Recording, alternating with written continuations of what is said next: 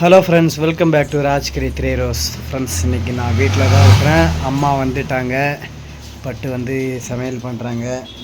எங்கள் அம்மா வந்தால் தான் வீடே கொஞ்சம் கலகலன்னு இருக்கும். என்ன அம்மா ஏதாவது சொல்லுவாங்க, நான் உங்களுக்கு கலாய்ப்பேன். கீழே குக்கர் வச்சிருக்கேன், சூடு பண்ணிக்காத. ஏதோ மீன் குழம்பு ரொம்ப நாள் கழிச்சு மீன் குழம்பு மாதிரி இருக்குது. ரொம்ப நாளா? ஆமாம், ஒரு 2 வாரம் ஆயிடுச்சுன்னு நினைக்கிறேன். ஆமாம்.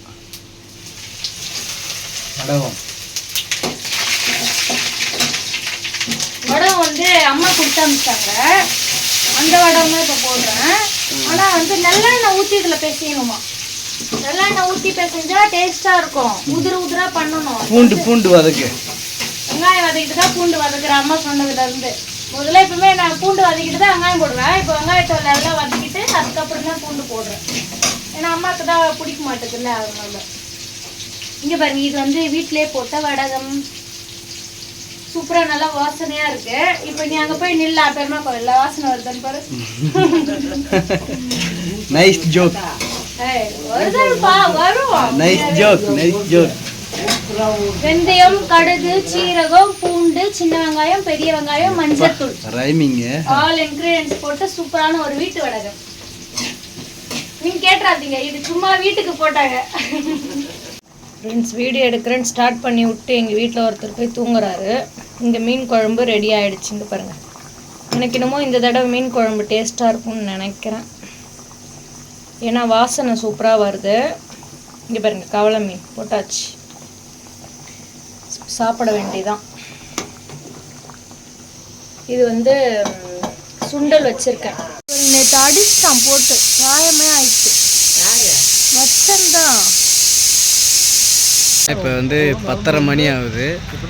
இன்னைக்கு பக்கத்தில் விக்கி அண்ணாவுடைய நாடகம் சொன்னாங்க. ஸோ அதனால் நான் பார்க்க வந்திருக்கேன். கலைமகள் நாடகம் கேள்விப்பட்டிருப்பீங்க. அந்த அண்ணா விக்கி அண்ணா நான் பார்க்க வந்திருக்கேன். ஸோ பார்ப்போம்.